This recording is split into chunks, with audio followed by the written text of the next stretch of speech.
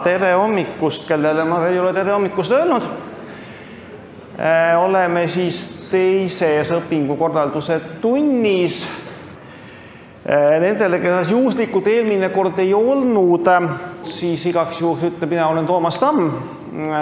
Olen praeguse seisuga viimaseid päevi Oskonna õppeprodekaan ja õppeprodekaan Vello Tõugu võtab üle siis 1. septembrist. Eelmine kord nägite teda. Et siis probleemidega tema poole pöörduda.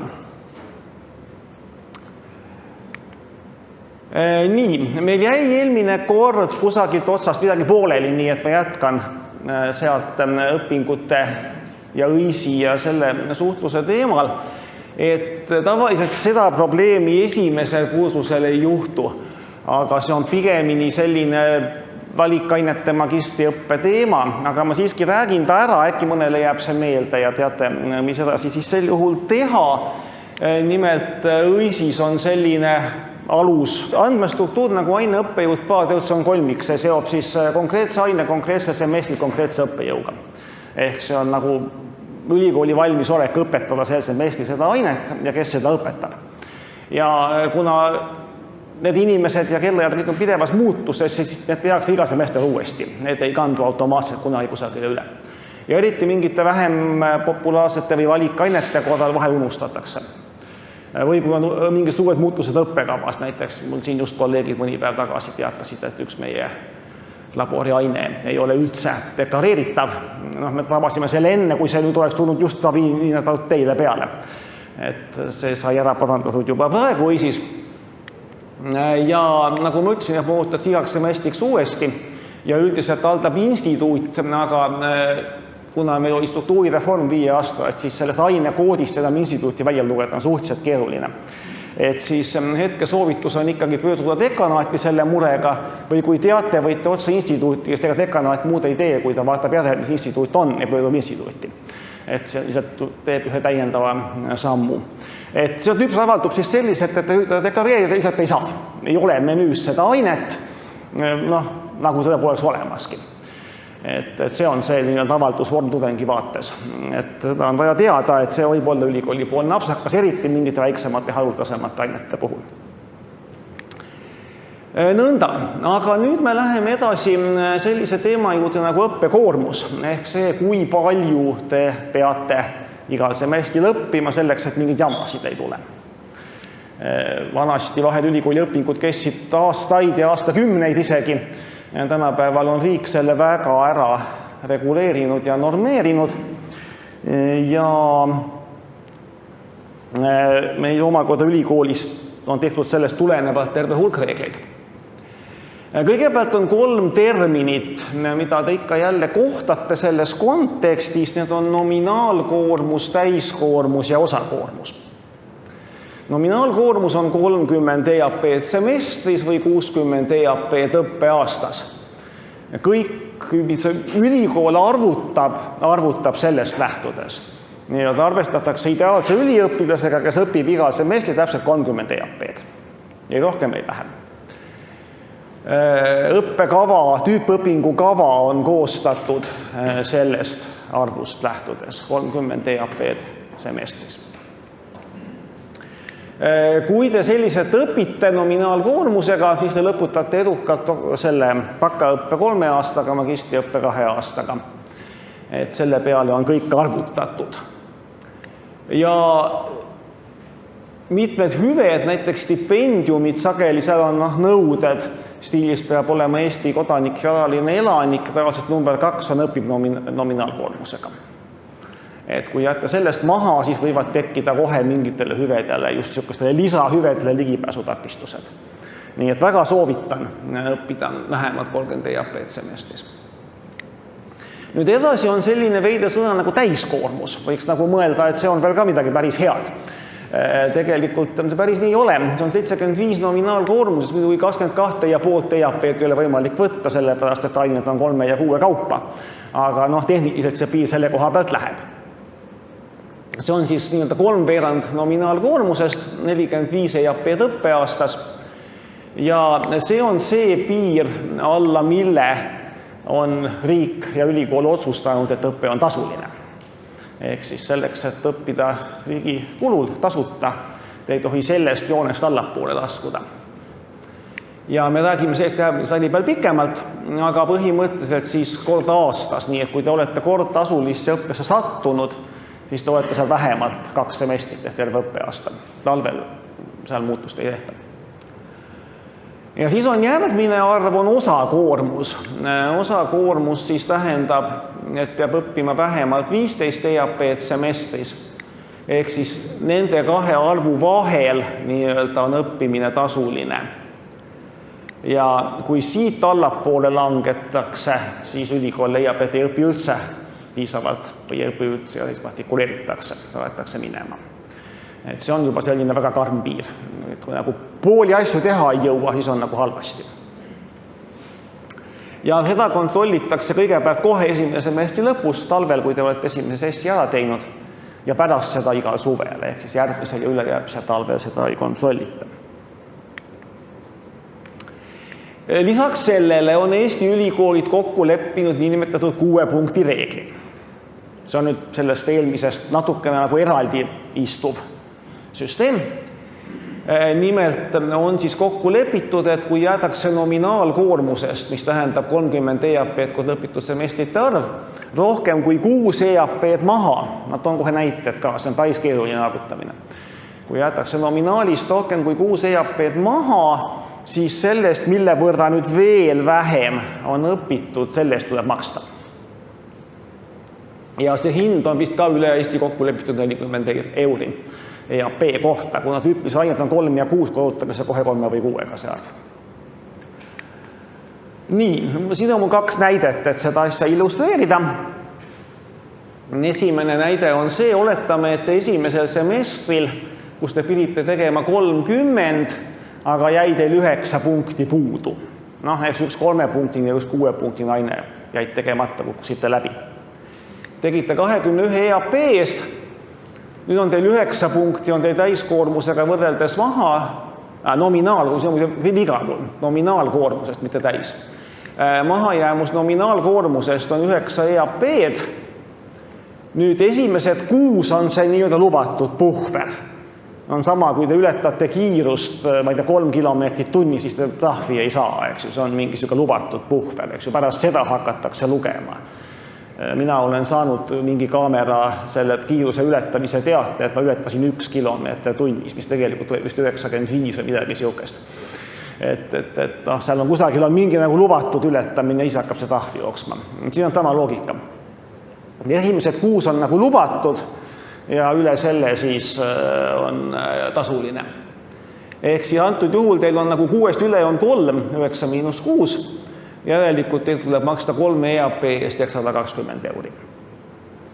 Oletame, et kevadsemestril te õpite nominaalkoormusega 30 EAP-d, mis tähendab, et teil on jätkuvalt see sama mahajäämust, ei ole oma mahajäämust likvideerinud. Eks? See tuleb teiega nagu kaasa järgmise semestrisse.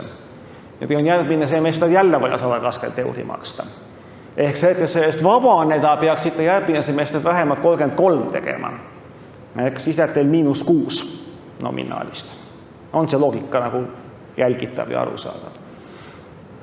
Et parem on mitte üle 6 punkti maha jääda ja tegelikult minu üldine soovitus on, kui te vähegi suudate kohe kuskil esimesel aastal tekitada omale mingi 6-punktine pluss, võtta mingi üks vaba aine kohe kusagilt lisaks või teha 2 valikaid, vist ei ole eriti valikaid esimesel 2 semestril, aga et nii-öelda tekitada omale puhver ette, et kui edaspidi midagi juhtub, siis on teil nagu 2 aine jagu seda loksu võimalik tekitada või lubada endale.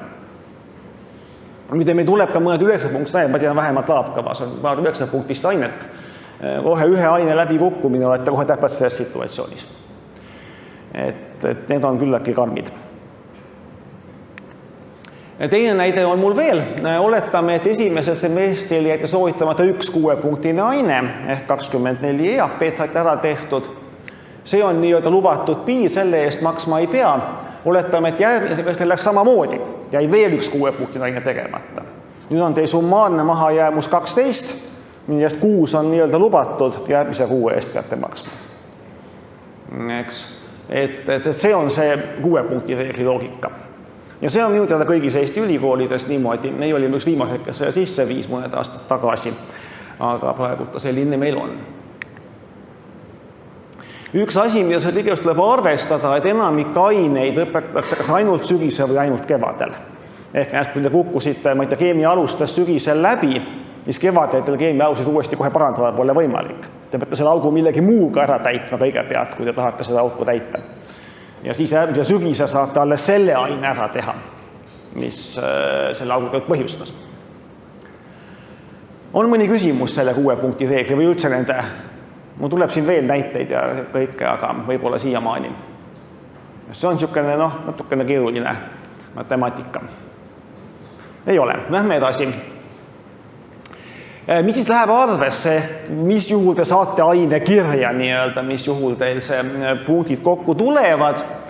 Te peate saama positiivse hinde. Me tuleb hindetest mõne aja pärast siin ka pikemalt juttu, aga ülikoolis on hindamiskaala 1-5 on kõik positiivsed hinded ja 0 on läbi kukkunud. Ehk siis te peate saama positiivse hinde, mis on vähemalt 1 või on arvestusega ainesest kohe pikemalt peab olema aine arvestatud.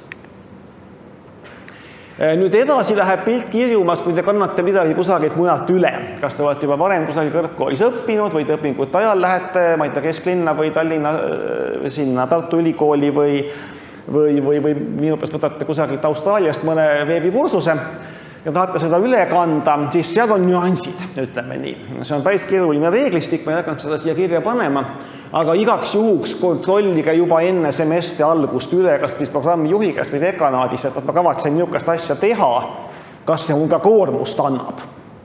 See on see klassikum, kas see asi annab koormust. Sellepärast, et see, et ise ennast koormate, see ei huvita kedagi. Huvitab, kas ta formaalsete reeglite järgi annab koormust. Et sellega mitte alt minna, et te arvate, et te hoolega õpite kusagil MIT-s võib-olla paralleelselt ja pärast Tehnikaülikool ütleme, et kihvt küll, aitäh, aga teil pole koormust saadud. Nii, nüüd vabaõppe moodulist oli juttu, tüüpiliselt on õppekavas 6 või 9 punkti vabaõpet ette nähtud.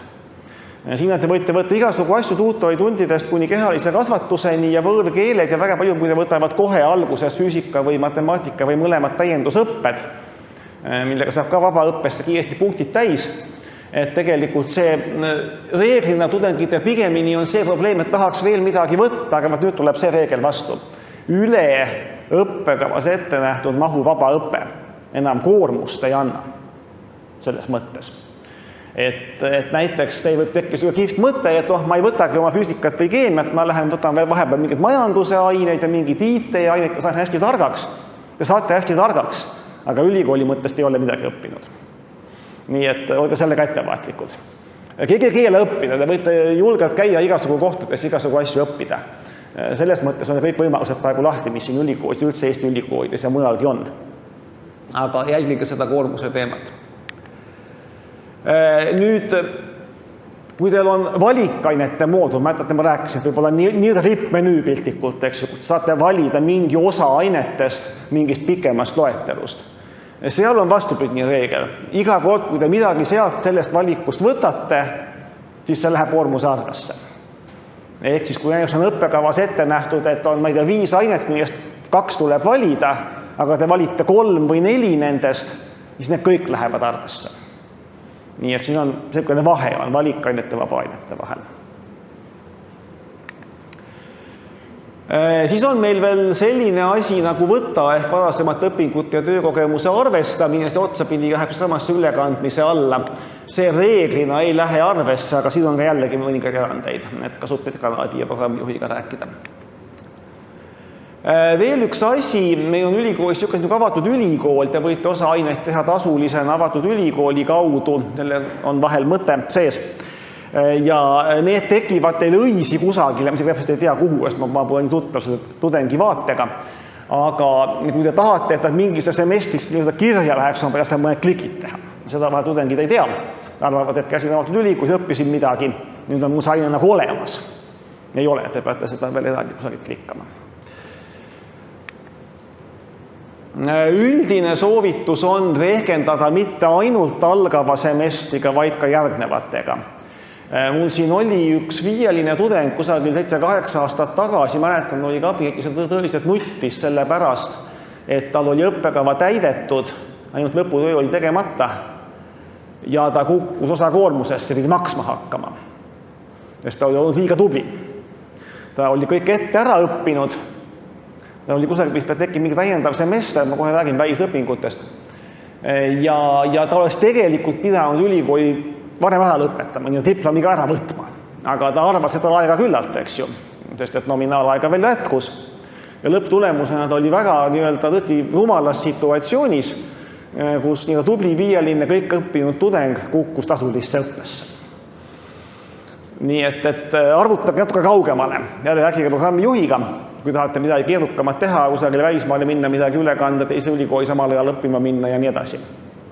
Et võite sattuda väga totrasse situatsiooni. Nii, see oli siis see juhus. Kui te kukute õppeaines läbi, mida paraku ikka kipub juhtuma vahel, siis te võite järgmine kord, kui seda ainet õpetatakse, seda uuesti tasuta teha. Kui te siis uuesti läbi kukute, siis te lähetegi avatud ülikooli ja maksate selle asja eest. Ja see on juba 3. aasta, nii et kui te kukute esimesel semestril läbi, siis te hakkate varsti lõpetama. Aga muide neid on, ma tean, igal aastal peaaegu tuleb keegi, küll vist tasulisse võib-olla harva, aga seal teisele ringi tullakse mul küll keemialuseid uuesti tegema. Nii et 2 korda lubatakse ühte ainet õppida tasuta. Ja kui see aine on kohustuslik, siis peate selle tasu eest uuesti võtma. Kui te olete selle osakoormuse piirist allapoole langenud, ehk siis 22,5 punkti või 75%, siis peate juba hakkama iga EAP eest maksma ja sageli see tähendab, kui te olete pidanud maha jääma, te peate kordama midagi, siis need peate ka veel uuesti maksma, et see üldiselt hakkab väga kiiresti rahakoti pihta, ärge sinna langege. Teistest ülikoolidest asjade ülekandmine ehk võta on üldjuhul tasuline, ta oli vist 15 eurot per avaldus, ühes avaldus võib olla mitu ainet ja siis olid mingid ainepunkti tasud, mida siin on jällegi nüansid ja osadest Eesti ülikoolidest on tasuta. Üldiselt selline nipp, mida ülikooli rahakoti mõttes muidugi ei soovitata, aga väga palju kasutatakse, et näiteks oletame, et tegite Tartu ülikoolis mingisuguse kihvti aine ja siin on teil põhimõtteliselt samasugune või lähedane aine õppekavas. Näete selle teise aine õppe ju juurde, ütlete, et näete, ma olen seda asja juba Tartus õppinud, aga ma saaks ainult eksami teha. Ja õppud tulevad tihti vastu. Et nüüd näitate ära, tõendate ära, et teil on teadmised olemas ja te vähemalt kohal käima ei peaks tähtsate oma aja. Või kui see teist õppejõudu tunneb ja usaldab seda hinnet, mina olen isiklikult seda näiteks teeninud, et olen liiatanud hinne sisse, mis teie ülikoolis saadud on, ilma üldse midagi kontrollimata. Et see on nüüd selline mitteametlik. Võid mitte vastu tulla, öelda, et ei ole midagi, et kõik praktikumid uuesti läbi ja siis vaatame. Et selles ei ole mingit kohustust õppida vastu tulla, selle koha pealt ei ole. Ametlik viis on dekanaati teha võtta avaldus, maksta võtta tasud, kõik see protsessi mille lasta ära teha ja siis saab selle kirja. Hinnakiri on kusagil ülikooli veebis, ma isegi praegu seda linki hakkan siia otsima ja hinnakiri üldiselt muutub igal aastal ja ikka ülespoole paraku. Et selle koha pealt siis niimoodi ta on. Ja see hinnastruktuur on kohutavalt keeruline, see sõltub teie sisseastumise aastast ja siis selle soorituse tegemise aastast ja teaduskonnast. Ja kui te näiteks kannate üle varem teisest teaduskonnast tehtud asja, siis saab, ühesõnaga, me oleme vigu arvetel näinud, ütleme otse välja. Et kontrollige ise ka oma parima arusaama järgi üle, et ei püüta 2 nahka koorida. Kogemata, juhtub. Mingi jama on kohe dekanaati. Jällegi ärge nii-öelda viivitage. Muide, igasuguste tasudega paraku on ka, eks ju, ei suudeta maksta majanduslikult, dekanaat tegelikult saab ajatada arvet, et ütleme, teil tuleb mingi 900 eurone arve, mida juhtub, kui teeme semester tegemata. Ja siis me jagame selle nähes 300 euroseks tükiks, et saate natukene ajatada, et sellised võimalused meil tegelikult on. Nii, nagu siis oli juttu, alla 45 EAP on osa koormus ehk tasuline õpe ja seda siis kontrollitakse suvel, et või kevadel või suvel. Et siis kumulatiivselt 45 ehk teise aasta lõpuks 90 ja kolmanda aasta lõpuks 135, aga midagi ülikooli lõpetada 135-ga ei saa, nii et seda õpingud venima tekivad igasugu muud probleemid. Kui juba osakoormuses olete, siis seal seda 6 EAP reegli trahvi enam ei tule. Siis on juba niikuinii kõik tasuline, et siis seda teist asja enam ei rakendata. Siin on selline näide, meil esimesel õppeaastal 42, me ütlen, et 60 on vaja. See nüüd langeb alla selle 75% piiri, mis oli 45 ja peate siis kõige eest õppemaksu maksab, pluss kui te kordate, te peate ju kuidagi uuesti järjele saama, siis veel nende eest ka. Et tegelikult see on päris kulukas. Oletame, et siis tegite kokku 90 EAP-d, tulite nii-öelda järjele, siis te olete kolmandal aastal tasuta, aga nüüd tuleb see 6 EAP reegel mängu. Et see siis tekitab ikka mingisuguse miinusse, siin mul ei ole hetkel seda arvutust siin tehtud. Kui te tahategi algusest peale õppida osakoormuses, näiteks töö kõrvalt, siis te olete pidanud juba praeguseks mingi linnukese kuhugi tegema, ma ei tea, kas on keegi seda teinud, et kohe osakoormuse ei ole. Põhimõtteliselt see on selline võimalus, siis on algusest peale tasuline, aga samuti, kui te olete juba õppinud üle poole nominaalajast mingit asja kusagil Eestis tasuta, ja siis tulete, seal pooleli tulete siia õppima, siis on ka tasuline. See kehtib vist 2 või 3 nominaalaja jooksul. Need reeglid on natuke siin ka muutunud ja veel muutumas. Minu arvates taheti see poole nominaalaja asemele vist 1 aasta panna, sest siin paraku olid tudengid, kes muudkui ainult astusid sisse, mitte midagi ei teinud, said mingisugust kasu, tudengi staatuse, mingid odavamaid asju kusagil. Aastapärast visati välja, astusid järgmisse ülikooli sisse täpselt samamoodi. Ja muudkui niimoodi hoidsid tudengi staatusena midagi tegemata, et selle vastu ühesõnaga on mingeid meetmeid siin võetakse. Nii, ja siin oli siis veel just 3. variant, et siis olete katkestanud ja uuesti samale kavale, nii et teisele kavale võib astuda, aga samale, siis on ka tasuline. Nõnda, on kõige selle tasuvärgi kohta mingeid küsimusi, see on kuidagi karm värk, parem on sellesse üldse mitte sattud, õppige oma 30 EAP-d, ärge läbi kukkuge ja siis ei ole mingeid probleeme. Liikma saab kõik kinni. Ei ole küsimusi hetkel. Lähme edasi. Järgmiste punktide mõistmiseks on vaja rääkida niisugusest suust nagu kaalutud keskhinne ehk KKH-d ja lühendatakse. Kui te olete juba midagi sooritanud, siis te hakkate seda õisis nägema ja tudengiportaalist, mis te kaalutud keskhinne on.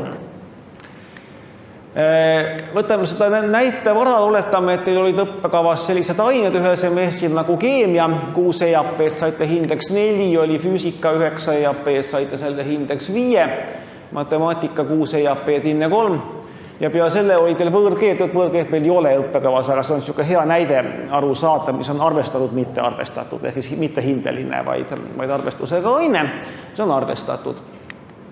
Nii, kõigepealt võetakse kokku ainult need, mille eest saab numbrilisi hindeid, ehk arvestatud ei anna nii-öelda punkti või mingit lisa kaalutud keskhindesse. Ehk siis 6 + 9 + 6 kokku 21 tundi, EAP-d, whatever. Ja siis arvestused ei mõjuta ja nüüd arvutatakse, siis korrutatakse läbi aine maht saadud hindega 6 × 4, 9 × 5, 6 × 3 ja jagatakse siis hindelise kogumahuga ja antud juhu selle semestri keskmine oleks 4,14. On see loogika arusaadus. Suurema mahuga aine annab suurema kaalutud keskhinne, mitte lihtsalt nende numbrite keskmine, vaid see 9 on suurema kaaluga, see 5. Muidu oleks 4, 5, 3 keskmine täpselt 4 olnud, aga natuke rohkem, sest füüsika oli suurema kaaluga. Nüüd küsimus on, milliste ainete pealt see keskmine arvutatakse. Selgub, et selle kohta on erinevad nii-öelda reeglistikud või erinevad variandid.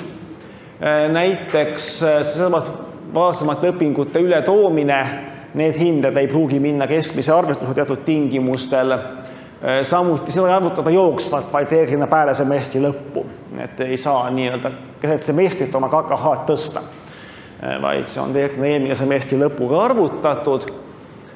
Mingisugused mittekuuluvad ained, näiteks seesama vabaõppe üle piiri, üle selle 6 EAP piiri võib mõnel juhul enam mitte mõjutada KKH-d ja nii edasi. Et vaadake reegleid, see võib sõltuvalt sellest, kes ja mille jaoks arvutab. Ühte kohalt ei lõis välja, aga pärast tuleb välja, et mingi pingede jaoks on arvutatud mingisuguse muu valemiga.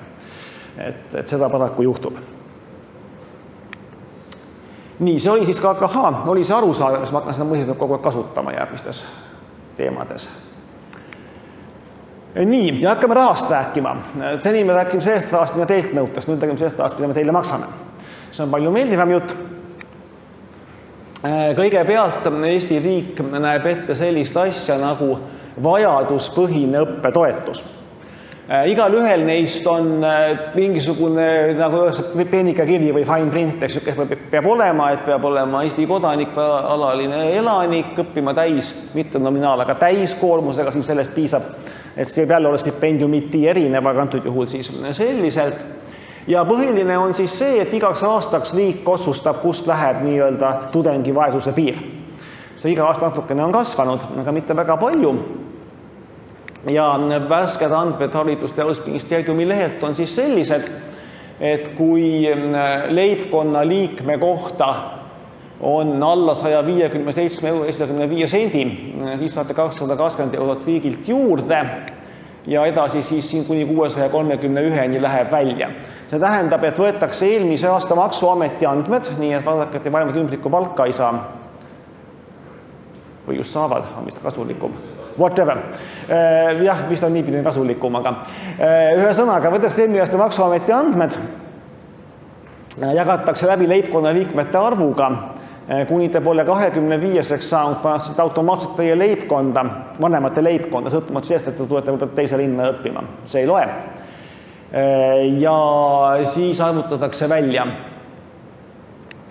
Kui te tahate, kunagi just kolleeg ütles, et see on Eesti iibe tõstmise meede, kui te tahate eraldi leibkonnaks muutuda varem, siis te peate kas abielluma või lapse saama. Siis te muutute automaatselt selle arvutuseks eraldi leibkonnaks.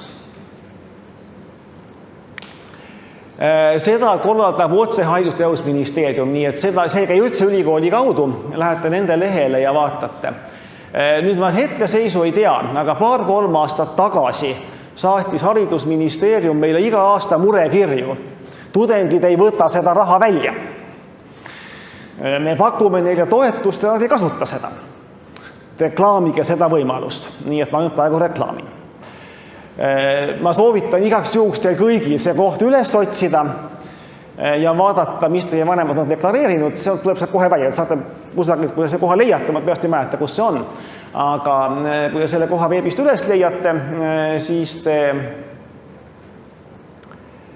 saate kohe kontrollida, ta ütleb nii-öelda, kas teil on õigus saada või ei ole õigus saada, mis see määr on. Et proovige ära, kui ta ütleb, et ei ole õigust, siis ei ole. Aga üllatavalt sageli pidavat see olema, ilma et inimene ise seda teab. Edasi on meil selline asi nagu eritoetus. See seati sisse vist mingi majanduslanguse hetkel.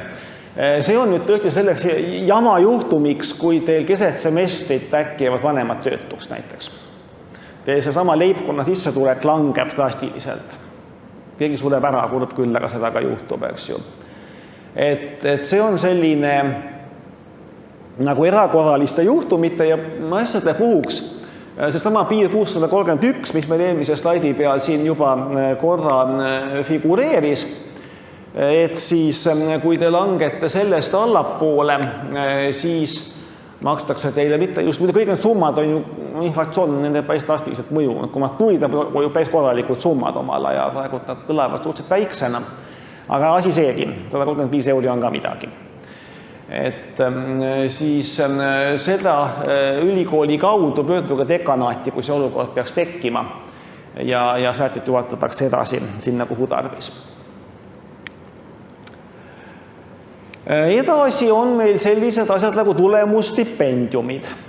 Tulemusstipendiumid on siis 100 eurot kuus, jällegi omal ajal see mõjus päris motiveerivalt, praegult sõu, aga ikkagi 100 eurot on ka raha, saab paar korda söömas käia. Ja siis see on 5 kuuks, nii et siis kokku 500 ja neid jagab teaduskond, ehk siis teaduskond saab igas semestri teada, vaat meil on jagada seekord, ma ei tea, 40 sihukest portsjonit. Ja jällegi kõik tavatingimused ja konkreetselt siis 4,0 peab olema vähemalt keskhinne, et siis tulemusstipendium, tuletan selle nimetust meelde. Ja seda saab alates teisest semestrist, praegu teil ei ole keskhinnet. Teil ei saa seda selle pärast omistada. Ja siis on pingerida, kõigepealt mis loebki sama keskhinne, edasi üldine õppekvaliteetuse protsent ja seda siis läheb üle kogu teaduskonna üldine pingerida. Reeglina saavad päris sageli just kevadel need, kes on sügissemestris kõik ained 5 peale teinud. Neil on KKH 5,0, nad on kohe seal tipus. Seda, et on 3. aasta tudeng ja tal on kõik ained 5,0, tuleb väga harva ette. Et tegelikult on päris hea šanss seda kevadel saada, kes hästi õpivad.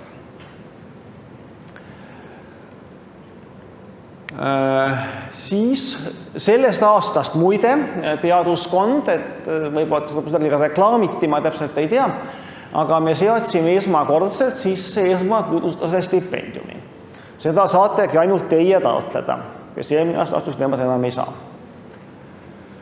On 200 euri kuus ja näete erialati maasüsteemid, millel on kogu aeg vastuvõtuga raskusi, panid instituutide kulul natuke rohkem raha välja, 4 tudengid saavad igal ülejoonud erialal 2. Et see oli selline kompromiss siin vajaduste ja võimaluste vahel. Ja tähtaeg ei ole üldse kaugel, 15. september, et pange see omale kalendrisse kirja. Ja põhimõtteliselt siis sügisel me vaatame teie sisseastumispalli. Ehk siis teie riigieksamide tulemusi, sealt sai igaüks mingisuguse numbri kirja, nii et kui teil riigieksam läks väga hästi, siis on teil šanss olla nende 2 või 4 välja valitu hulgas. Lisaks sellele tuleb kirjutada motivatsioonikiri, mis siis võib natukene seda otsust mõjutada, kuidas täpselt on esimene aasta, nii et ise ka täpselt veel ei tea, mismoodi me need jagama hakkame. Aga igal juhul siis sisseastumist palju kevadel juba vaadatakse siis KKH-d. Näete, siin on URL, need slaidid on üleval veebis, või teete praegu pilti või mis iganes, eriti kes heade tulemustega ülikooli tulid. Kindlasti taotlege, kirjutage, kui motiveeritud te olete. Ja on siis lootust saada kokku 1000 eurot. Üle 5 kuu jagatuna, nii et see päris niisama ei olegi. Siis kindlasti käige ära igal semestri sellel leheküljel. Arengufond, üliõpilase esindus, üks USA fond jagab päris lahke käega raha. Neid on igasuguseid seinast seina.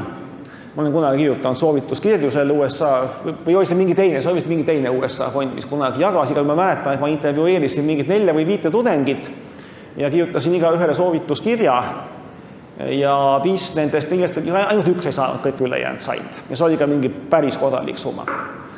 Et jälgige, siin on kindlasti tingimusi, võib-olla peab olema kindla eriala tudeng või peab olema, ma ei tea, mitmendal esimesel, vastupidi viimasel semestril või seda on igasuguseid tingimusi. Et annab läbi klikata ja uurida ja otsida igaühe tingimused isemoodi. Aga seda tasub alati vaadata, neid tuleb ja kaob, see on ka, et kui te olete ükskord läbi vaadanud, siis ütleme järgmine semestri on midagi uut tekkinud, midagi ära kadunud. Et tasub jälgida ja taotleda. Nii, kokkuvõtlikult. Esmakursuse stipendiumit saate taotleda ainult teie ja peate kohe tegutsema. Lähema 3 nädala jooksul. Vajaduspõhist õppetoetust saab ka taotleda kohe. Ja edaspidi, kui seda vajadus peaks tekkima. Kõiki muid saab alates teisest semestrist. Võib-olla vaadake üle ka need eraisikute ja fondidest. Äkki on seal midagi ka kohe esimene semestri jaoks. Ma selle 100% garantiid ei anna. Aga reeglina tahate seda KKH-d näha. Ja kui te KKH-d ei ole, siis reeglina need tipid ka ei päde. Nüüd üks ja väga üldine põhimõte. Jagatakse ainult nendele, kes taotlevad. Mitte midagi teile automaatselt sülle ei kuku. Kui mina omal ajal Tartu Ülikoolis õppisin 80-ndatel, eks ju, kes õppisid 5 ja sai stipendium, mitte midagi tegema ei pidanud, hakkas kusagil mingi raha jooksma lihtsalt, eks ju.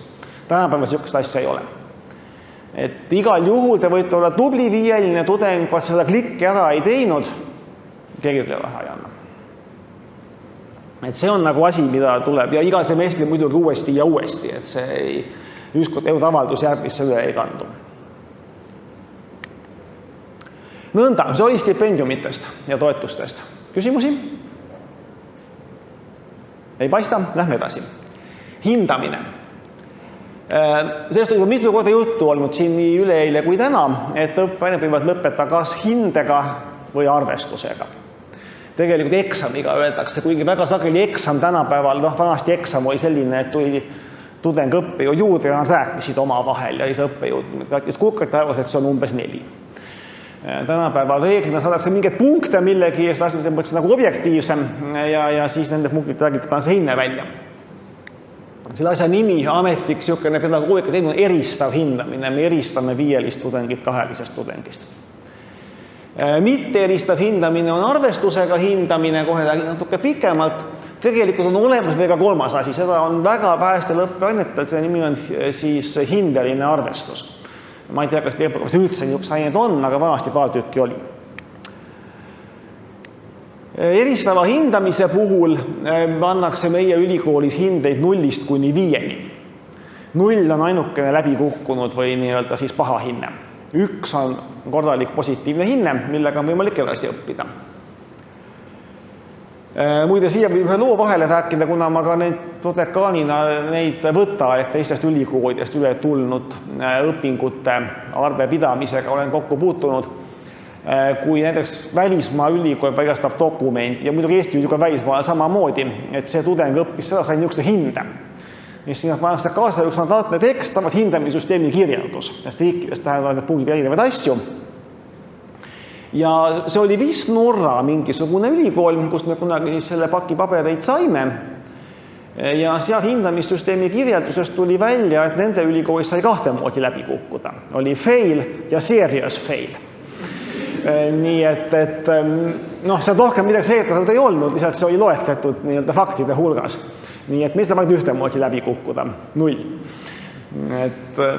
Aga nendel oli jah võimalik läbi kukkuda ka 2 tasemel. Nii, aga siis mitte eristav hindamine ehk arvestus on siis 2 varianti, kas arvestatud või mitte arvestatud. Muid võimalusi ei ole. Hinnetel on muideks nimed. Väga hea on 4, sellega kiputakse nagu tihti, aga vahetudengid ka narrima. Väga hea tulemus, 4. Et siis suurepärane on 5 ametlikult. Ja olen jällegi, kui me räägime hindamisskaaladest, kunagi aastaid tagasi ma olin Soomes, hindasin granditaotlusi, rahataotlusid ja teadlased andsid. Ja seal meil oli 4 oli excellent, 5 oli outstanding. Ja ma mäletan ühe kolleegi küsimust, arutasime ühte konkreetset siis seda taotlust ja siis keegi ütles, et that's an excellent proposal. Ja siis teine kolleeg ütles, is it outstanding or just excellent? Sest just excellent üldiselt raha ei saanud, paraku. Nii et see piidleks väga kõrgelt. Et need nimetused, need on ajapikku sinna ülesse poole nagu juurde pannud, need sõnad on hakanud devalveeruma aastatega, eks ju. Et siis meie puhul ikkagi excellent on veel 5. Outstanding ei pea olema selleks, et 5 saada. Aga very good on juba natukene kahtlane. Nii, et siis sellised sõnad on ametlikult kokku lepitud, aga väga vähe neid kasutatakse peale sihukeste võib-olla veidi just imelike situatsioonide. Need on kõik positiivsed hinded, mis tähendab, et teoreetiliselt te võite lõpetada ülikooli ainult ühtedega. Ma ei tea, kes üks inimest tööle võtab, kellel on hindamisleht ainult ühtesid täis, aga juriidiliselt on kõik korrektne. Soovitate kõik ained ära, ühtete peale saate diplomi kätte, keegi rohkem midagi nii-öelda sihipot viltu ei vaata. Aastaid tagasi oli mingites Eesti normdokumentides see skaala ametlikult kirjastatud. Ehk siis, et 91–100 punkti andis 5 ja sealt edasi 10 kaupa allapoole. Ja siiamaani osad õppejõud usuvad, et me peame niimoodi hindama. Ma ei tea, miks see nii visa on püsima, see teadmine. Aga tegelikult hetke seisuga ei ole ühtegi normdokumenti minu teada, mis see skaala kehtestaks, aga väga paljud õppejõud seda kasutavad. Ja väga rangelt seal juures. Et selle tõttu siis tasub seda teada, et arvestatakse tihti 10-punktise sammuga ja siis 50 allapoole olete nagu läbi kukkunud. Et kui nagu pooli asju ikka enam ei tea, siis on nagu fail. Aga kui nagu üle poolte asjadest teate, siis on nagu hästi. Nüüd, kuigi me mitmesugustes eeskirjades kasutame sõna eksam ja ka paljud õppejõud teevad tõesti aine lõpus kusagil siis vastavalt jaanuaris ja mais-juunis niisuguse ürituse nimega eksam, kus tudengid tulevad mingit ruumi kokku, saavad mingid ülesanded lahendada, teevad need ära ja pärast õppejõud siis hindab seda. Või on ta kuidagi teistmoodi korraldatud, ta võib olla tänapäeval võib olla Moodle'is tehtud, eks ju, online'is, ta võib olla ka suuline eksam, väga vähe küll korraldatakse seda ja igasuguseid hübriid- ja poolvariante, mida iganes õppejõud teha otsustab. Nüüd õppejõud võib kehtestada eksami eelduseid. Näiteks öelda, et kui te harjutustundides ei ole koduseid töid teinud, üle mingisuguse piirmäära näiteks, siis te eksamile üldse ei pääse. On selliseid õppejõude, kes ütlevad, et kui te harjutustundides saate näiteks 80% punktidest kokku, siis te võite eksamile mitte tulla ja hinne on 4. Kui tahate 500, peate eksamile tulema. Üks kolleeg mul kasutab niisugust süsteemi. Et igasuguse huvitavaid süsteeme on. Põhimõtteliselt eksami korralduse määrab õppejõud ja see on õppejõu suva mingis mõttes, mis moodi ta hindab. Et võib olla väga seinast seina reegleid, et seda öelda, et aga see kolleeg tegi niimoodi, miks teie niimoodi ei tee. Ta võib olla hea idee, järgmine aasta teeb, aga selle aasta midagi muutma ei hakka enam, sest nii on kokku lepitud. Üldiselt peaks õppejõud eksami korraldusest rääkima kohe semestri alguses ja seda mitte hiljem muutma. Paraku selle vastu algad õppejõud tihti eksivad. Et nagu pannakse reeglid paika ja nagu kuidagi kummist ja venivad ja on imelikud, kui see nii on, rääkige programmi juhiga, rääkige dekanaadis, sellepärast, et tegelikult niimoodi ei tohiks olla. Reeglid peaks olema kohe semestri alguses selged, mida, kuidas hinnatakse, mismoodi hinne kujuneb, mis on vaja ära teha selleks, et mingid hinnad saada. Üldiselt õppeinfosüsteem ei lase hinnet sisse panna, kui teil on ülikooli ees rahaline võrdnevus. Seda on oluline teada, et ärge laske, kui teil peaks tekkima mingisugused rahalised kohustused, ärge laske neid üle semestri lõpu miinustesse. Siis tuleb äkki välja, et jääb selle pärast aine sooritamata, et teil on mingi vana võlg maksmata rahaline. See ei ole üldse hea situatsioon. Kui on niisugune asi nagu eksam, füüsiline koht, kuhu kohale tullakse midagi tegema, siis peab õppejõud pakkuma selleks vähemalt 3 aega ja nende vahele vähemalt iga vahele 3 päeva jätma. Praktikas see tüüpiliselt tähendab seda, et on 2 põhieksami aega ja 1 ümbertegemise võimalus. Et see ei tähenda seda, et te tulete viimane kord kohale ja siis tahate veel seda ümber tegema hakata. See ei pruugi nii olla.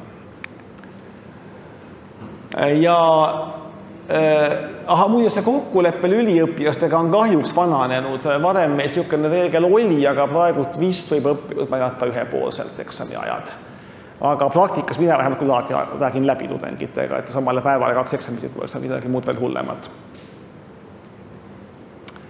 Aga need ajad peaks olema teatatud vähemalt 4 nädalat enne eksamisessiooni algust, nii et siis detsembri alguseks te peaksite enam-vähem teadma, mis ajal teil eksamid on, kui üldse on. Konsultatsioon on tavaliselt selline üritus mõni päev enne eksamit, kus võib veel küsida, kui midagi on jäänud segaseks. Mina tavaliselt räägin selle üle eksami korralduse ja nii edasi, et selline asi varem oli osa formaalselt ta pidi olema, praegu ta võib olla, aga selline nagu lisatund, kus saab midagi küsida. Üldiselt tuleb eksamile registreeruda. Ülikooli reegel ütleb, et õisis või erandina muul viisil, mina tean enamik õppejõud kasutavad seda viimast poolt, ehk teevad näiteks Moodle'is või isegi paberil registreerimist. Et õisis registreeritakse suhteliselt harva tegelikult, aga see on võimalik.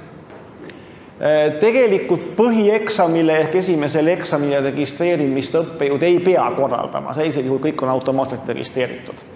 Mina olen tavaliselt teinud 2 eksamipäeva põhieksameid ja pannud kas Moodle'isse või õisi, et siis saavad valida, kummale päevale nad tulevad ja kui on kohad täis, siis saavad ainult seda teist valida. Moodle seda kenasti võimaldab, et siis ma sain jagada tudengid ära 2 päevale võrdselt. Et sellised asjad. Tegelikult lisaks hinnetele 0-st kuni 5-ni on veel üks variant, mis saab kirja minna, see on mitte ilmunud. See on siis see juhtum, kui tudeng küll registreerus või õist automaatselt registreeris ja tulemata jättis. Sõltumata põhjusest. Oli raiske lohakas või jäi paraku haigeks või midagi iganes, et ei ilmunud kohale, mitte ilmunud. Nii, üldiselt ühe deklaratsiooni alusel saab eksamit soovitada 2 korda. Vanasti olid meil täpselt defineeritud, mis on põhi, mis on lisaeksam, nüüd seda nagu eraldi defineeritud ei ole, aga idee on sama. Et just kord teete, kukkusite läbi, võite teinekord veel proovida. Kui mõlema korral läbi kukkusite või mitte ilmusite, siis tuleb aine uuesti deklareerida või kui see oli vaba ja valikaine, siis te võite lihtsalt niimoodi jättagi. Võtta teise valikaine või vaba aine, võtta mingi teise vaba aine, kui veel vaja on, kui teil veel moodul täidetud ei ole. Nüüd üks väga üldine reegel on see, et kui te teete mingit asja korduvalt, siis kehtima jääb viimane hinne. Võib-olla tuleb mõni õppijad vahel vastu, aga see õis arvutab selle järgi. Ehk siis nüüd viimased aastad mul pole seda olnud, aga varasemalt ikka jälle juhtus, et tudeng, kes arvab, et ta on väga tubli, sai 4 ja tuleb uuesti eksamit tegema, tahab 5 saada ja saab 3. Paraku on seda juhtunud korduvalt. No siis on 3 see hinne. Ja KKH läheb selle võrra alla, mitte üles. Et see ongi just selleks, et ei tuldaks mütsiga lööma. Muidu on see, et tuleks esimene kord kohale, hinne pole oluline, vaatan ära, mis üldse toimub ja siis tulen ennast päiselt tegema. Selle vältimiseks on see reegel, et viimane hinne jääb kehtima. Ja ammu küll pole mul juhtunud, aga vist kusagil juba hulk aastaid tagasi juhtus ka see, et tuldi ühte ümber tegema ja kukuti läbi. Et läks aine täiesti luhta nii-öelda. Nii et kui saate lisaeksamil 0, siis ongi see aine nii-öelda läinud koos kõigi koormusnõuete tagajärgedega, võimalikult maksmise tagajärgedega, vajadusega uuti sooritada ja nii edasi. Punktides on, et dekaan võib erandid teha, lubada veel hiljem teha. Need on reeglina COVIDiga seotud asjad on siin olnud viimastel aastatel, eks ju. Ja siis, see põhiliselt siin viimasel ajal ongi olnud tervise probleemidega seoses. Arvestus on siis teine viis mingit ainet hinnata, ainult 2 võimalikku hinnet, arvestatud või mitte arvestatud. Ja mida see praktikas tähendab, sõltub tohutult ainest jällegi. Et see võib olla vaja mingi asi ära teha, eks ju, ma ei tea, kirjutada referaat, sünteesida aine, teha ettekanne, tihti on mitu veel neid asju, võib-olla kõik 3 teha. Eks aine ära sünteesida, selle kohta mingi paber kirjutada ja veel ette kah kanda pärast tudengitele.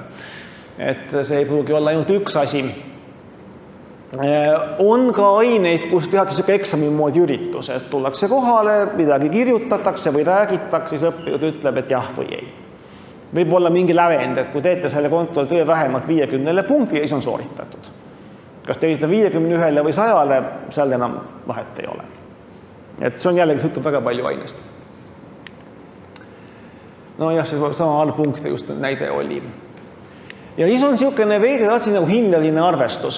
Veel kord, ma isegi ei oska öelda, kas teil üheski õppekavas enam on ühtegi ainet, mis seda kasutab, aga põhimõtteliselt saate hinde täpselt nagu eksamil, aga reeglistik on tõenäoliselt midagi erinevat. Tüüpiliselt need on niisugused ained, kus on vaja midagi ära teha, et kui sellega nagu üldse hakkama ei saa, siis on nagu mitte arvestatud või 0. Aga kui te selle teete ära, siis saab selle kvaliteeti kuidagi hinnata või kvantiteeti. Et siin ma toon mõned näited, kus vähemalt ajalooliselt ma enam ei oska peast öelda, kas on üheski õppekavas sees, aga meil olid niisugused ained. Kvaliteedisüsteem laboris ja ettevõttes, kus arvestuse saamiseks tuli konkreetse ettevõtte kvaliteedisüsteemi analüüsida, kirjutada mingisugune raport, eks ju, kus ta nagu üldse ei teinud, siis oli nagu mitte tehtud, aga õppejõud sellega hinnata, kui hästi see tehtud oli see töö. Sai nagu hinde ka selle eest nagu panna. Või orgaaniline süntees ainetöö, ainet tuleb ära sünteesida. Eks, kui ainet ei ole ette näidata, siis nagu ei ole nagu millestki rääkida. Aga kui on ette näidata, siis saab vaadata sinna juurde mingisugust infot selle kohta, kui hästi see tehtud oli, kui hästi dokumenteeritud sai, kui puhas see aine on, kui palju teda sai ja nii edasi, et siis saab seda ka hindeliselt hinnata. Niisugused näited lihtsalt.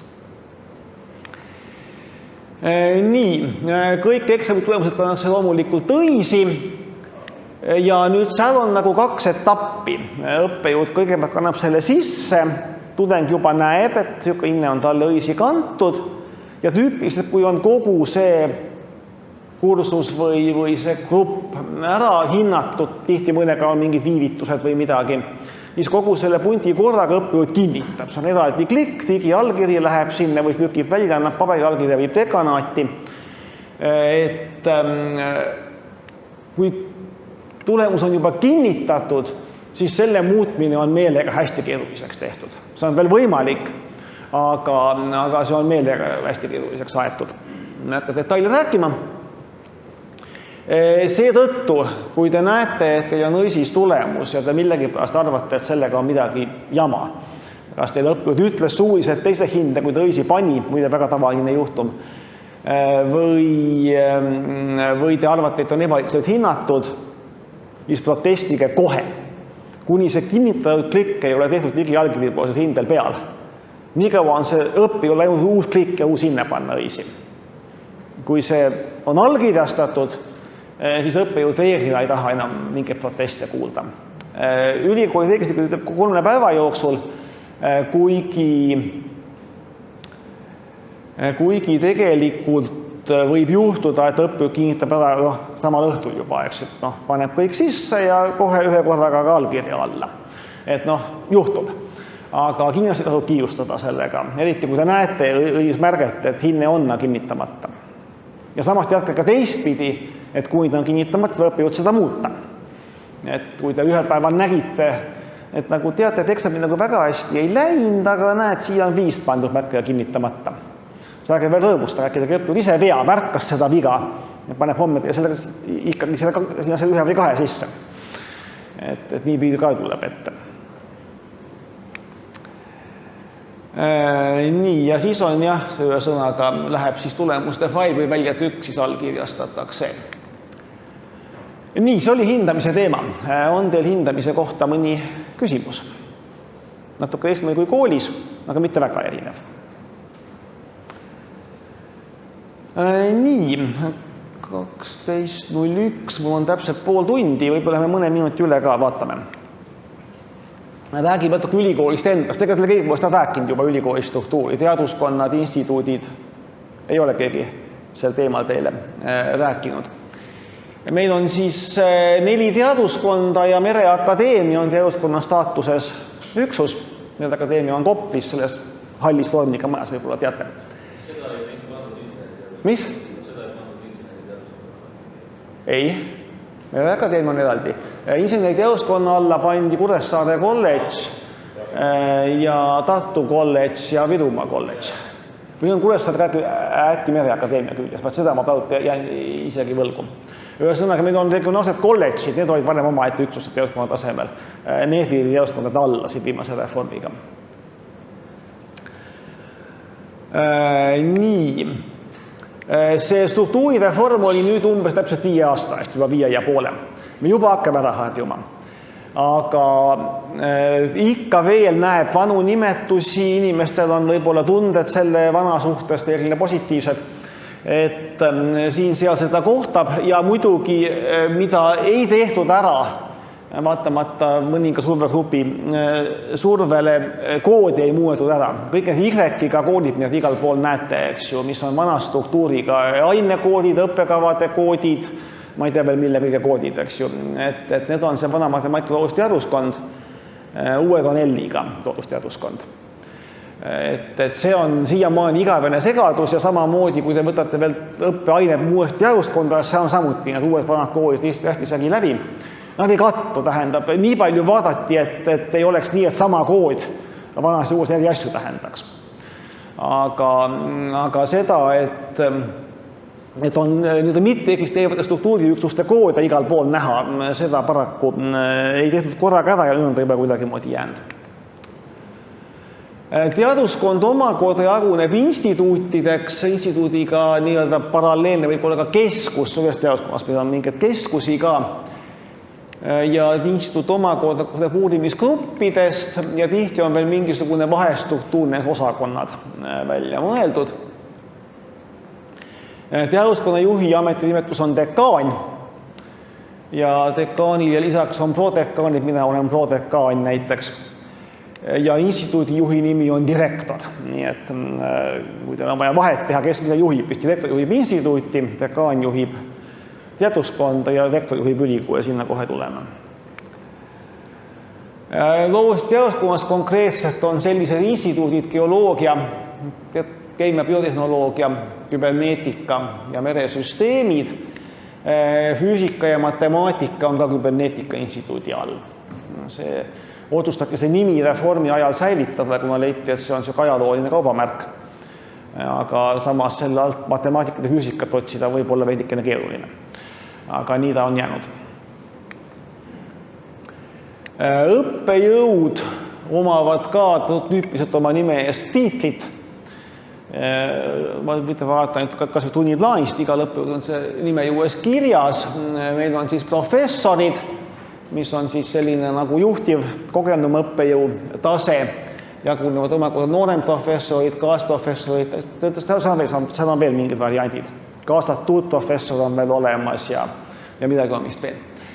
Aga põhimõtteliselt see näitab enam-vähem ära selle taseme. Siis vanem lektor ja dotsent. Dotsent on niisugune ajalooline nimetus, väga paljud olid väga kurvad, kui mitte öelda vihased, kui taheti teha vanem lektorit, sest dotsendi nimetus kaotati ära. Ja nüüd on teda pikendatud järjest seda õigust seda nimi kasutada. Et põhimõtteliselt see on siis natukene madalama taseme õppejõud. Ja siis on meil lektor, mis on siis selline kas algaja õppejõud või vahel mõnel pool teaduskraadi ja siis on jäänud sellele tasemele pidama. Nii, ülikooli juhtimine. Kõige kõrgem ülikooli otsustuskogu on nõukogu. Sinna kuulub 11 inimest, 5 inimest ülikoolist, 5 inimest määrab ministeerium ja 1 määrab teaduste akadeemia. Nemad muudavad põhikirja, arengukava, jagavad eelarve, eelarvega kinnitavad selle, mis on valpool välja arvutatud. Aga nõukogu väga oluline roll on valida rektor. Kui te olete võib-olla mõned aastad tagasi jälginud siin intriiga, kõigepealt kui Aaviksoo sai rektoriks ja pärast seda, kui tema asemel Land valiti. Need olid väga pingelised asjad. Kui Aaviksoo valimise puhul vähemasti hiljem räägiti, mis seal toimus, mul on üks hea tuttav nõukogus kolleeg, siis Aaviksoo asemele Landi valimise nad leppisid kokku, et nad vaikivad nagu haud. Nii et meil pole õrna aimugi, mismoodi see protsess käis, mina pole midagi kuulnud. Ja selline see asi oli. Nii, nüüd nõukogu koguneb ainult võib-olla mõned korrad aastast väga tähtsaid asju tegema. See kui natuke jooksam juhtimine on senat. Senatis on umbes 30 liiget, kellest vähemalt 5% on üliõpilased. Nii et kõigil on võimalus saada senaatoriks, mitte päris, me ei nimeta neid niimoodi. Nimetame senati liikmeteks. Aga selleks minna kõigepealt üliõpilasorganisatsioonidesse püüdke seal kusagile silma paista. Ja üliõpilased valivad, e-valimised täiesti nii-öelda, meil on mingi süsteem isegi olemas selle e-valimist läbiviimiseks ja kampaaniad ja nii nagu ikka valimised käivad. Et saate selle kogemuse kas valijana või võib-olla kogu senati liikmena, et täiesti võimalik. Senat siis otsustab niisugust natukene jooksvamaid, aga siiski suuri küsimusi, nagu õppekavad avamine, muutmine, sulgemine, põhikirja eelnõud, pärast lähevad need siis nõukogu kinnitamisele, sisseastumised, vastuvõtud, kõik professorid saavad ametisse ainult nõukogu otsusega ja see on veel hulka, see on pikk loetelu, mida kõik nõukogu teeb. No see on niisugune natuke nagu parlamendi tase, ütleme, eks ju, ja senat teeb, vabandust, nõukogu on selline nagu ülemkoda või selline siis harvem kokku saab kogu. Operatiivselt võib ülikooli rektor, kes valitakse 5 aastaks ja kuni 8 ametiajaks ja tema omakorda nimetab ametisse prorektorid ja muud juhtkonnaliikmed ja dekaanid. Ja praegult on meie rektor siis Tiit Land, kes valib Tallinna ülikooli. On nüüd aasta aega meil olnud, aasta või 2 juba, aeg lendab. Aasta või 2 Land olnud, 2 juba, näed, aeg lendab. Nii et siis selline näeb tema välja. Ja rektoraat on energiamaja ehk energeetikamaja, see on siit natuke teisele poole sellest peamajast esimene kõrgem hoone, mis ta on 6 korrust vist ja see 6. korrusel. Sinna tudengil küll reeglina väga asja ei ole, aga kui peaks olema vaja, siis teate, kus ta on vähemalt. Teaduskonda juhib siis dekaan koos dekaanidega. Meie dekaan on siis, ta vist teoreetilise mehaanika professor, kui ma nüüd õigesti mäletan, Antus Salupere. Näeb välja nii nagu pildil.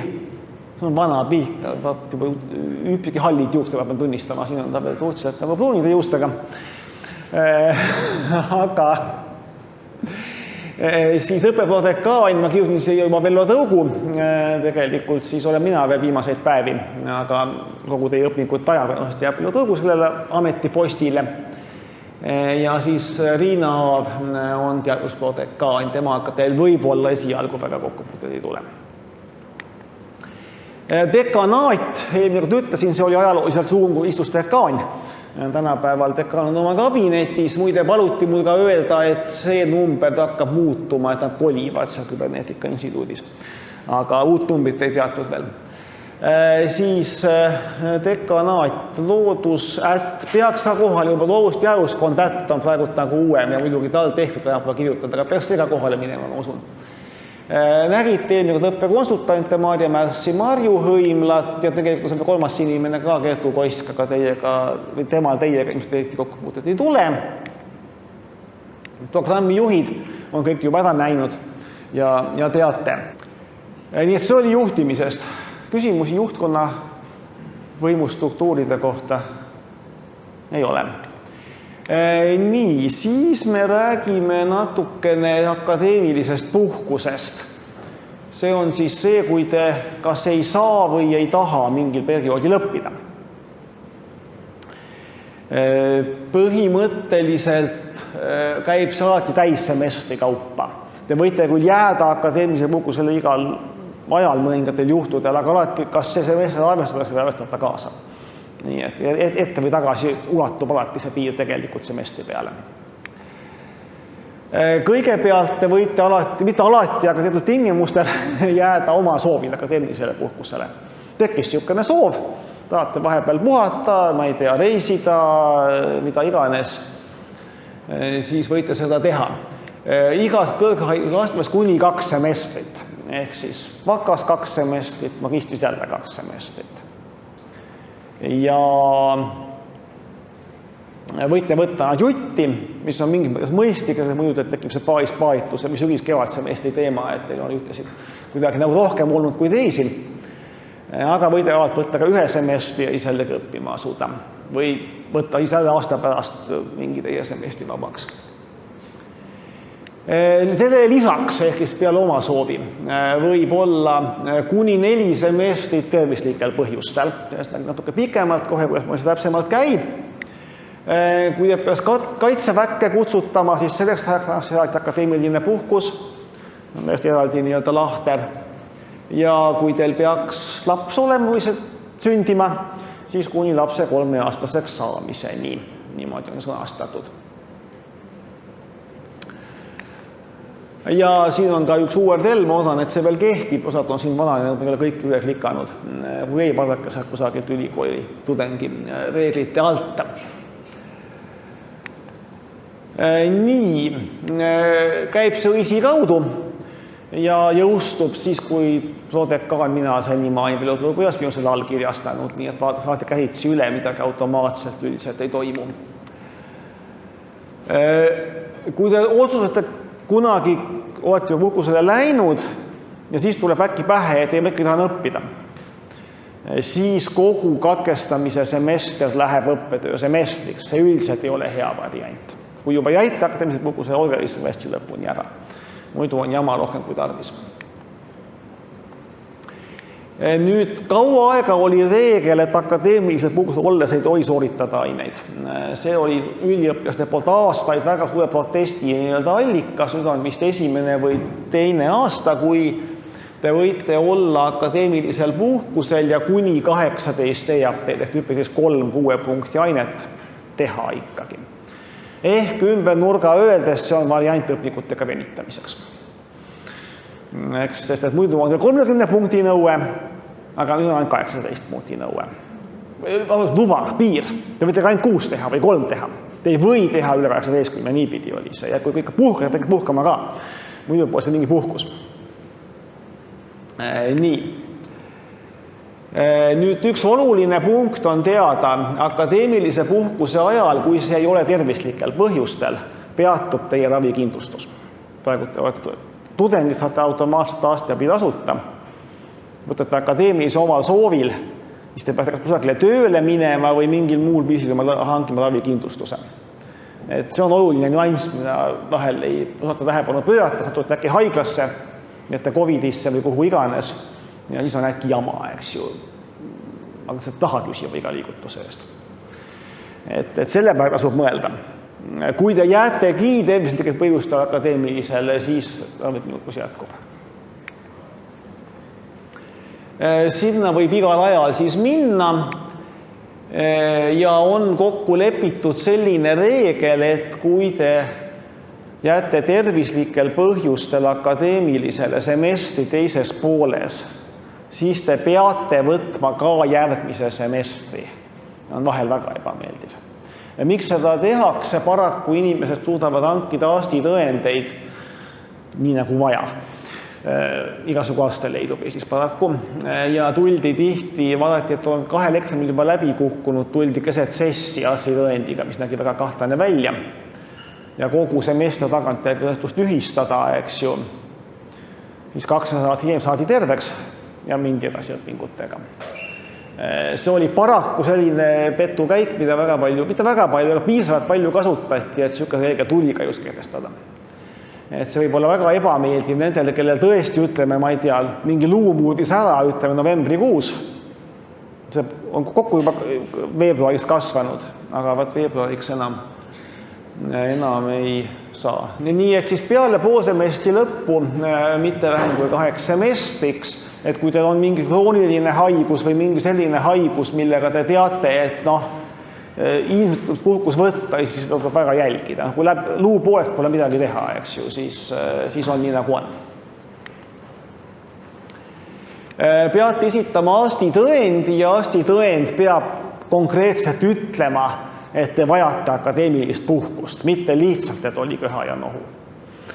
Et kui arst kirjutab, et tudeng vajab akadeemilist puhkust, ta ei pea põhjendama, mis diagnoos on. Tihti nad teevad seda, päris huvitav ja kurb on lugeda neid diagnoose, aga tegelikult ei pea. Piisab, see öeldud, vajab akadeemilist puhkust sellest kuupäevast selle kuupäevani või umbes mingit kuu täpsusega või semestri täpsusega kirjutatud. Kui nüüd see juhtub keset semestrit, siis te peate otsustama, kas te loobute üldse õpingutest sel semestril või võite kuni 18 punkti ulatuvas midagi alles jätta. Et siis tuleb seda teha, sest üle 18 ei tohi olla. Kui te juhtumisi õnnetus juhtus kusagil sessi ajal, juba mingid sooritused on kirjas siis need lähevad selle hulka. Kui tõesti on see, et teil on ainult üks eksam tegemata ja üle 18, siis me muidugi seda maha võtma ei hakka, aga seda pole siiamaani juhtunud. Ja seda, kui te olete öelnud ära, et te olete haige, siis te peate olema puhkusel nii-öelda, te ei saa jätkata õpinguid enne, kui see aeg on möödas. Nii, ülekääntega on lihtne, näete kaitseväkke, tuleb kaitseväest paber, saate akadeemilisele oma soovil, on lihtsalt õisavaldus ja kui laps sünnib, siis on umbes samamoodi nagu nendel tervislikel põhjustel. Küsimusi? Nii, eksmatrikuleerimine ehk siis ülikoolist lahkumine. Keegi teisi ametlikult kinni ei hoia. Nüüd viimast aastatel ma enam ei ole seda kohanud, aga ma mäletan mõned aastad tagasi lõpuaktustel, ikka ametlikult lugeda ette käskkiri, et need on need tudengid eksmatrikuleeritakse seoses õppekava täitmise diplomi omistamisega. Et see kõlab tavaliselt ähvardavalt, see eksmatt, see on see fraas, mida kasutatakse, aga tegelikult siis see võib olla ka väga heal põhjusel. Kui ülikooli lõpetanud, te tahate ka siit nimekirjast välja, võite minna kusagile mujale. Võite iga ajal ise ära minna. Kirjutate õisavalduse, päris me neid niisama tavaliselt laseme, räägime tavaliselt teiega, kas te ka tahate minna ja miks ja kuhu, aga põhimõtteliselt võib iga ajal ära minna siit ülikoolist, keegi ei keela.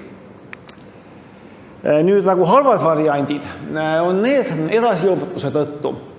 Kui te ei suuda õppida 15 EAP-d semestri lõpus vaadatakse, õis, arvutab kohe välja, tudengite nimed, kes jäävad alla mingi joone. Dekanaat siis reeglina veel helistab ja küsib ja uurib, aga reeglina see lõpeb sellega, et tahetakse esit minema.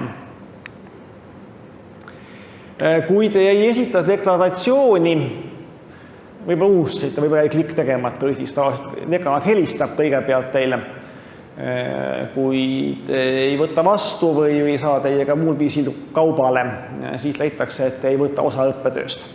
Kui te tegelikult deklareerisite ära ja ei võta osa, seda keegi otseselt ei kontrolli. Nii et see mitte osavõtt on defineeritud kui mitte deklareerimine. Vääritu käitumise tõttu võidakse teeb minema saata. Tõsisemad plakiragist pikerdamise juhtumid, kohus mõistis teid süüdi. See võib olla igasugu tahad seinast seina midagi ebameeldivat olete teinud. Kui ülikool leiab, et see mõjub meie mainele halvasti, siis võidakse minema saata.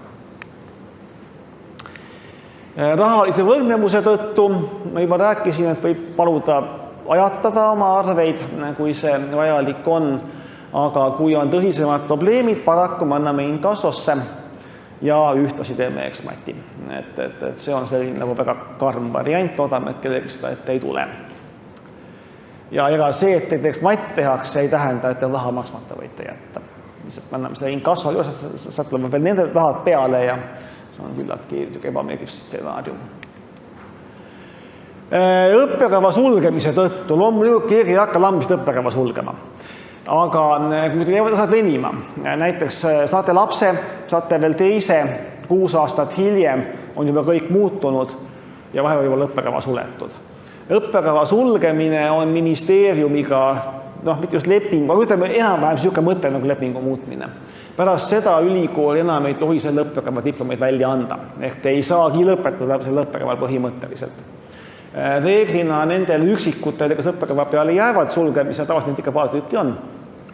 Jällegi me vestleme nendega loomulikult, pakume võimalust vahetada õppekava, olla sealjuures väga paindlikud. Ja kui tudeng ei ole nõus, siis pole midagi teha. Vahepeal pole kätte saanud tudengeid, ei reageeri mitte ühelegi teadolevale kontaktile. Siis pole midagi teha. Eks matt ja kõik. Paraku on ka seda paar korda ette tulnud minu praktikas siin 10 aasta jooksul. Aga loomulikult veel kord, keegi ei pane lambist teie kava kinni, nii et seda ka kahtke. Ja paraku ka surma korral, jah. See on ka üks niisugune lahter, mida loodame, et ette ei tule, aga jah. Nii, ja siis muidugi teid teavitatakse sellest õisi kaudu, pannakse teil õis enam-vähem kinni, saate veel sisse logida 100 päeva. Uni ID läheb kinni 100 päeva pärast, eks matti täpselt programmeeritud. Pärast seda kaob teil ligipääs õisi päris ära, kaob teie emaili aadress ilmselt ei kao ära, aga ligipääst ei saa enam lugeda seda emaili, nii et suunake õigel ajal või teavitage ja nii edasi, et oleks. Välisõpe tegelikult hõlmab välisõpet Eestis ja välisõpet välismaal, väga naljakas termin, aga niimoodi see on. Kõik, mis ei ole meie ülikoolis, on välisõpe, kaasa arvatud nii-öelda kesklinna sõitmine. Välisõpe välismaal tähendab seda, et te saate ühe semestri juurde, te peate välismaalt tooma vähemalt 15 EAP-d kaasa. Planeerige 30, sest igasugused ootamatused tulevad ette. Just kõige kentsakamaid juhtumeid oli siin paar aastat tagasi ühte tudengit nõustasin, kes läks Ameerikasse. Tegime väga hoolega talle plaani, kõik 30 EAP peavad seda õppida, kavatseb üks aine tahtis õppida, oli chemistry ja alkohol. Alkoholikeemia, niisugune põnev aine. Ja kui ta kohale jõudis, siis selgus, et ta ei saa seda õppida sellepärast, et aine hulka kuulub praktiline töö, õlle pruulimine. Need tuleb teha kodus. Aga campuse peal õlut pruulida ei tohi, on teine reegel. Järelikult, sest ainult said võtta ainult need, kes ei ela ühikas. Noh, selle peale ei tule ju, eks. Nii et siis iga mis ette tuleb. On olnud meil siin tudeng, kes on läinud välismaale ja siis on öeldud, et mis asja, niisugust ainet me pole kunagi õpetada ja hakkagi õpetama. See on nende süsteemis ülemal. Tudeng on vaadanud, kihvt aine, hakkan õppima, eks ju. Et iial ei tea, mis tuleb reaalselt välismaale minnes ette. Sellepärast planeerige 30, kui ära 15 on hästi. Siis saate semestri juurde õpingutele. Et see on võib-olla selline oluline asi. Akadeemilised tavad, igasugu viited eetikakoodekstele, need lingid saavad kõik olema, juba on üleval, eks ju, veebis, kui tahate lugeda, aga põhimõtteliselt ühe lausega pikendada ei tohi. Või vahele jätta on suured jamad. Peale selle, mis siin veel on, eks ju, plagiaati ei tohi esitada võõrast tööd enda nime all, sama tööd kahte ainesse, kui pole eraldi kokku lepitud, et niimoodi on lubatud ja nii edasi. Etteütlemine, maha kirjutamine ja võib dekaan teha noomituses, on kergem variant ja võib lõppeda asi eksmatiga, see on raskem variant. Et siis seda parem vältida. Kui te tahate midagi vaidlustada, siis tehke seda kolme tööpäeva jooksul ja kui te tahate seda, see ei meeldi, ütleme, õppejõud kiusab, see on kõige tüüpilisem situatsioon, seda tuleb iga aasta mitu korda ette, et me saame kaebusi dekanaati, et õppejõud kiusab.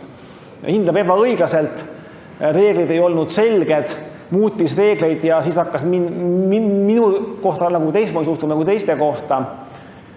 Oleme isegi saanud süütusi rassismis, et näed, ühte värvi inimesi hindab teistmoodi kui teist värvi inimesi.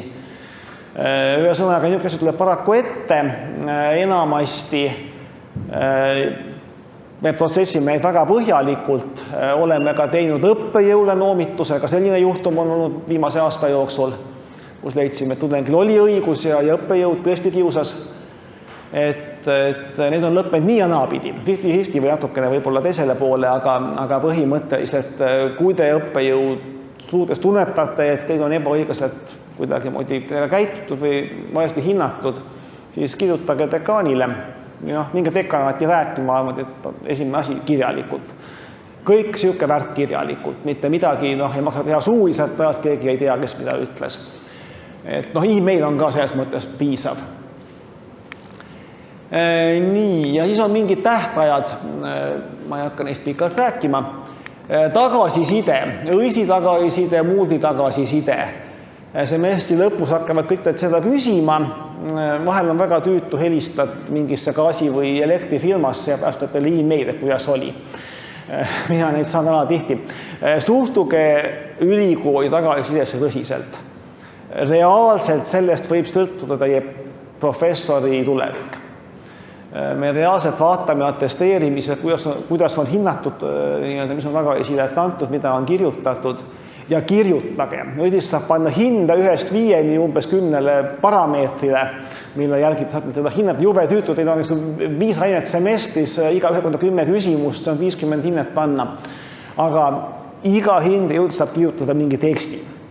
Ja kirjutage seda midagi sisulist, mitte lisata, et jah, nii oli või ei meeldinud. Me tõepoolest loeme neid ja me tõepoolest muudame oma õppetööd selle põhjal. Et see on tegelikult väga sisuline asi ja ärge võtke seda palun formaalselt, sest see mõjutab ühest küljest õppijate tulevikku ja teisest küljest seda, et järgmine aasta oleks see aine veel parem, kui ta on tänavu. Et seda kindlasti silmast pidada. Nii. Vaadake, et annate tagasisidet selle õppejõu kohta, kes seda õpetas. Siis on vigu vahel selles andmestikus, vahel teid pandi alguses süsteem ühte rühma, hakkate käima teises rühmas, igasuguseid tuleb ette. Et jälgige jällegi, mina mingil perioodil sain kogu aeg tagasisidet selle kohta, kui hästi või halvasti praktikumi annan, kuigi ma pole kogu oma 20 aasta staaži, kus ühtegi praksi andnud siin ülikoolis. Kogu aeg sai tagasisidet selle kohta. Nii et vaadake, mis nimi seal ka figureerib. Ja kui on vale nimi, siis ärge üldse andke tagasisidet ja minge kusagil õiendama selle asemel, et süsteem nõuab, ma panen midagi ära, saan lahti, eks ju, probleemist. Tahaks õppejõud lahti sellepärast, et talle halva hindet panite. Nii hull tegelikult ei ole, aga mu siin kolleegid ees juba mängutavad pead, aga nii, suhtuge vastutustundlikult. Ja see on täna eest kõik jõudsin isegi väikse aja piiriga, 2:30 on, hurraa, minuti pealt jõudsin. Nii et küsimusi üldiseid kogu selle teema kohta või millegi kohta, mida ma ei rääkinud.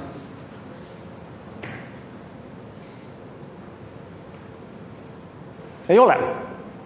Siis ma tänan teid, edukad õpinguid, nagu ma ütlesin, teil on veel nädalal mitu asja ees, tehke need läbi. Kõike head, nägemist!